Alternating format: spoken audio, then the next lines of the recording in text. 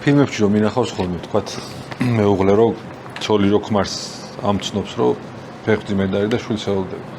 მთელი ამბებია ის კაცი მაგარ რაღაცებს აკეთებს და მეც რო წავიოცნებდი ხოლმე ცოლი რომ მეტყვის რომ ფეხბურთი მეთქვა რომ გადავდგავ თაბარს მეთქი ფიქრობდი, მაგრამ რომ მითხრა ბატონო, აი ესე რომ გავშეშდი, კაი ხანი ვერც ხმა ამოვიღე, ვერც ფერაფერი ვერ ვქენი. თქვენ თუ გახსოვთ ის ემოციები მეუღლისგან რომ გაიგეთ რომ მამა გახდები? სხვათა შორის მე მქონდა ესეთი ისა რა არის დასამალი ეხა და სულ მქონდა აი კინოებიდან რომ ადრე მოვკვდები. არა, მქონდა ნუ ომია, ისეთი პერიოდია და მეთქი ვჩქარობდი.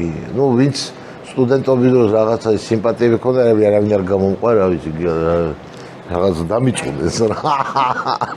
ხო და აი აქ იყო ეგ პერიოდი რა და მეუღლე როცა ნუ ხელი ვთხოვე, სულ ორჯერ ვიყავით შეხვედრილები.